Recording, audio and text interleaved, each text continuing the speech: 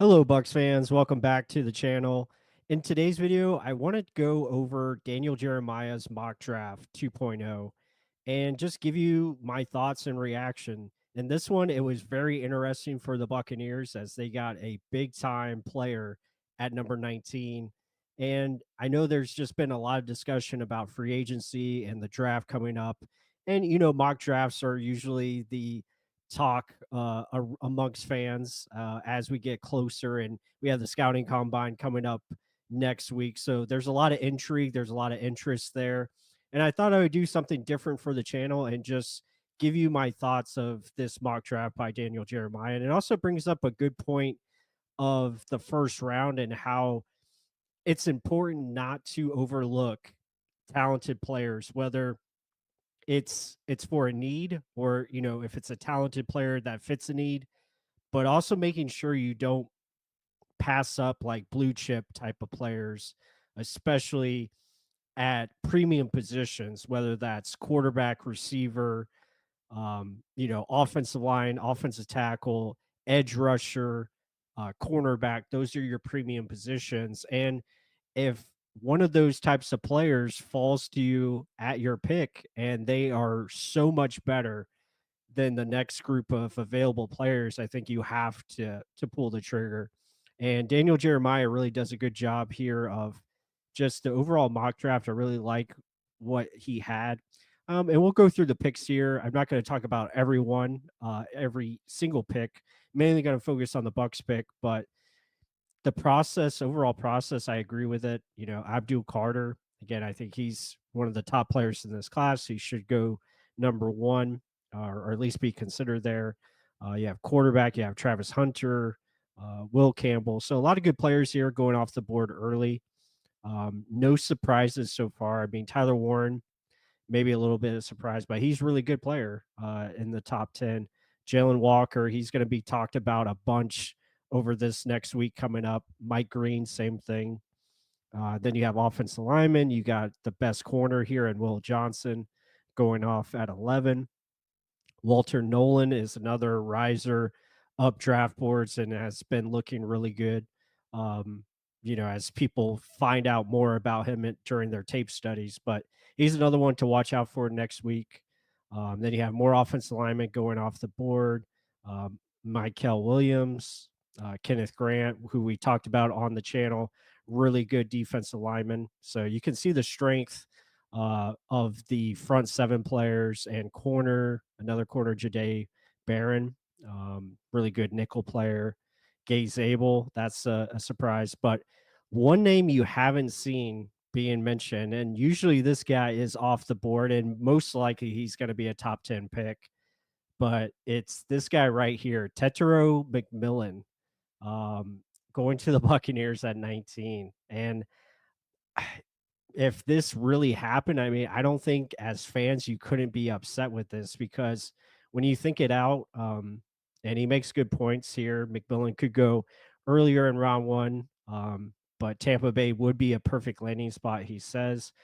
Chris Godwin is due to become a free agent, but as we are talking here right now, it looks like Chris Godwin is going to be back with the Buccaneers.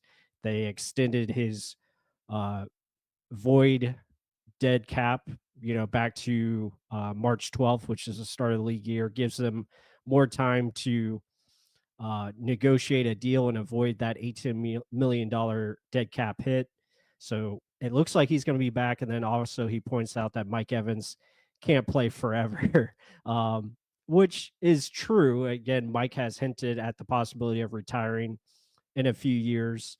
But with those two guys most likely being back this upcoming season, receiver most likely isn't probably the best way to utilize your assets, especially in round one. But if you can get a guy like this, I mean, the talent is so good, and he would be the perfect guy to learn behind Mike Evans. You could use him, down in the red zone. You could use four receivers at a time with the other McMillan and Jalen, and it would just give you quality, very strong depth. And there's nothing wrong with building on top of strengths. I think that's a great way to build your team. You continue to add really good players, and this is one way to do it. And you look at the rest of the players that go off the board. The only one I think I would be interested in going after is probably the last pick, which is Malachi Starks. Malachi Starks, I think, is very underrated in this class. I think he's getting not as much buzz because at Georgia they moved him around a lot. He played, nickel. He did a lot of different things at safety. Didn't really have the ball production he did the previous year, but I still think this guy's a really good football player.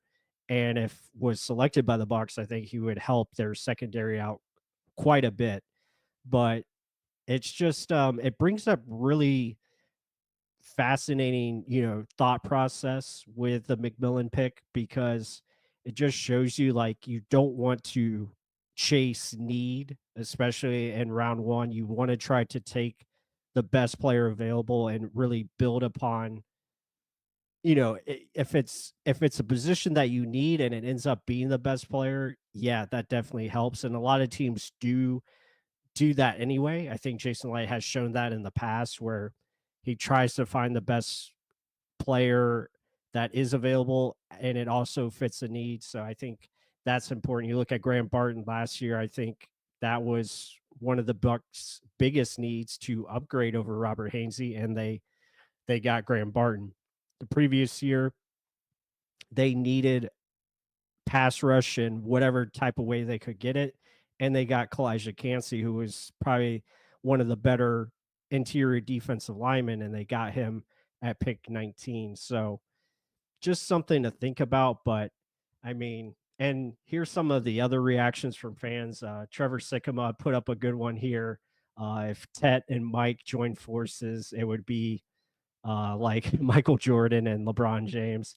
So that was pretty funny to see, but he's not wrong. I mean, you add a caliber uh, player like McMillan, who, I mean, he was just awesome. And then also a great point here by Luke Easterling.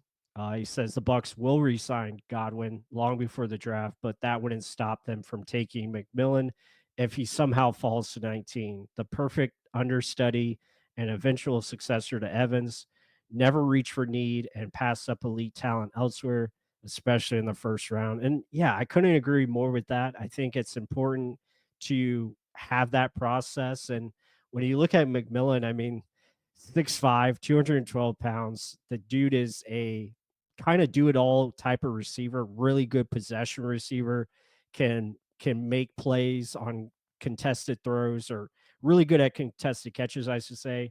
Has ability to make plays after the catch and make plays downfield, evident by the 15.7 yards per catch.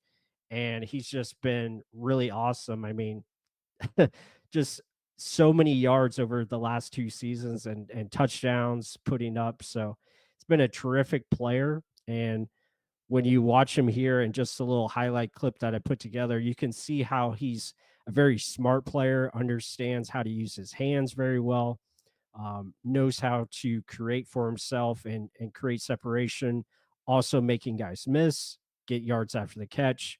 And the biggest thing I like about him is his ability to come back to his quarterback. You'll see him here as he just continues to work back towards his quarterback and makes things easier for him.